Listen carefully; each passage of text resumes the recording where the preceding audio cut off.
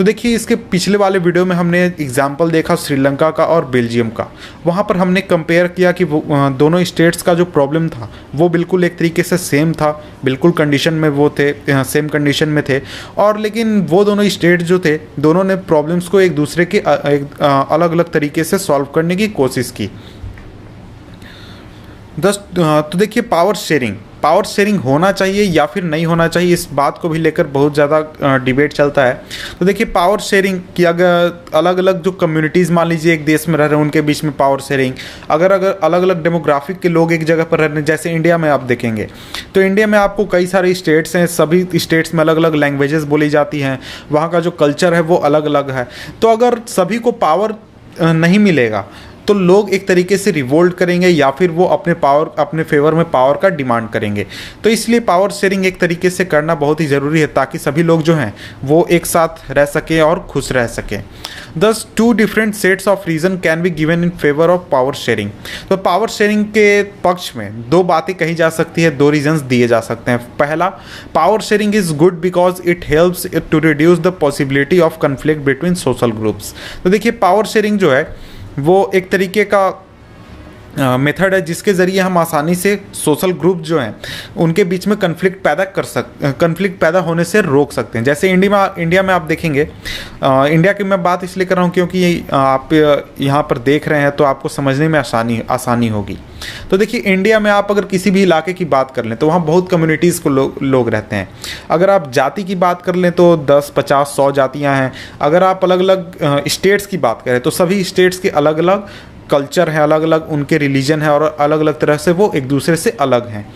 तो उन सभी को एक दूसरे के साथ रहने के लिए और उनके बीच में किसी भी तरह का कन्फ्लिक्ट ना हो, किसी भी तरह का झगड़ा ना हो, वो एक दूसरे के साथ खुश रहें, इसके लिए पावर शेयरिंग एक बहुत ही मददगार होता है। क्योंकि सभी ग्रुप के पास, सभी व्यक्ति के पास अपना खुद का पावर होता है, इसलिए उसे किसी दूसरे से पावर डिमांड करने की या फिर उसके सामने हाथ फैलाने की ज़रूरत नहीं होती।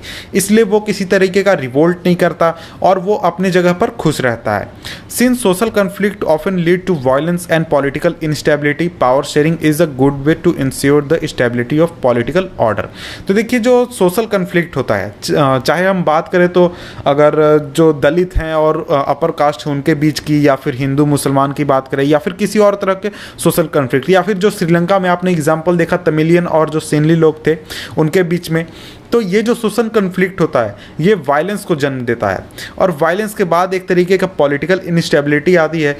और इस पॉलिटिकल ऑर्डर को बनाए रखने के लिए या फिर सरकार को या फिर पूरे देश को पॉलिटिकल स्टेबल बनाए रखने के लिए जो पावर शेयरिंग है वो बहुत ही इसमें मददगार होता है। तो आपने ऊपर एग्जांपल देखा था पिछले वीडियो में कि देखिए श्रीलंका में तमिल लोगों को सिर्फ शुरुआत में उन्हें उनका लैंग्वेज को पहचान नहीं देगी, राष्ट्रीय पहचान, उसके बाद बुद्धिज़्म को एक तरीके का नेशनल धर्म बना दिया गया। तो उस वजह से जो माइनॉरिटी लोग थे वो एक तरीके का रिवोल्ट करने लगे और यहाँ तक बात आ गई कि वो दूसरा एक अलग कंट्री की मांग करने लगे। तो इस वजह से पावर शेयरिंग अगर वहाँ पर की जाती श्रीलंका में तो इस तरीके की कोई प्रॉब्लम नहीं आती और वहाँ जो लोग रह रहे थे वो हंसी खुशी एक साथ रह सकते थे।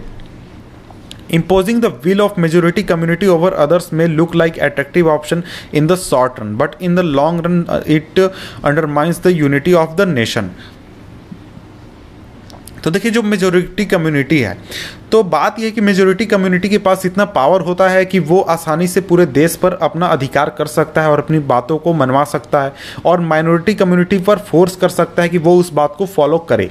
तो मेजोरिटी कम्युनिटी के लोगों को ये लगेगा कि देखिए ये बहुत ही अच्छा ऑप्शन है और हमारी बातों को सारे लोग मान जाएंगे और ये बहुत ही आसानी से हो सकता है।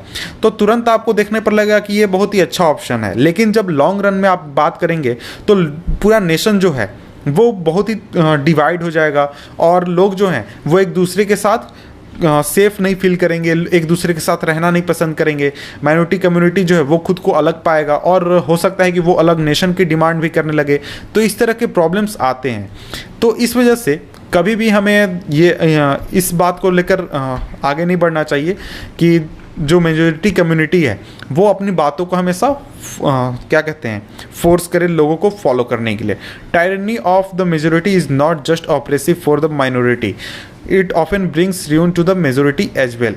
तो देखिए जो मेजॉरिटी कम्युनिटी का एक तरीके से शासन हम कह सकते हैं, अगर उसकी बातों को मानना अगर फॉलो कर लिया जाए तो ऐसा नहीं है कि माइनॉरिटी कम्युनिटी जो है उसी को सिर्फ परेशानी होगी और उसी को सिर्फ दुख झेलना पड़ेगा, तकलीफ झेलनी पड़ेगी, बल्कि ये मेजॉरिटी कम्युनिटी के लिए भी कई तरह के प्रॉब्लम्स लेकर आता है। और ऐसा नहीं हो सकता कि अगर आप ये चीज़ें करें तो मेजॉरिटी कम्युनिटी जो है वो बहुत ही खुश रहे और बहुत ही अच्छी तरह से रहे, वैसा हो नहीं सकता। वो मेजॉरिटी कम्युनिटी के लिए भी ये चीज़ें प्रॉब्लम लेकर आता है। There is a second deeper reason why power sharing is a good for democracies. तो ये पहला रीज़न हमने देखा, अब हम दूसरा रीज़न देखते हैं कि आखिर जो पावर शेयरिंग है वो डेमोक्रेसी के लिए क्यों ज़रूरी है और डेमोक्रेसी में पावर शेयरिंग क्यों होना चाहिए। Power sharing is a very spirit of democracy. तो देखिए डेमोक्रेसी जो है, पिछले क्लास में पढ़ा होगा आपने 9th क्लास में कि पावर शेयरिंग जो होता है वो बहुत ही एक इंपॉर्टेंट होता है डेमोक्रेसी में, क्योंकि डेमोक्रेसी का मतलब ही होता है कि सभी लोगों से बातचीत करके सभी लोगों की मर्जी के हिसाब से कोई काम किया जाए। तो और अगर ऐसा हो नहीं रहा तो फिर डेमोक्रेसी का मतलब क्या होता है।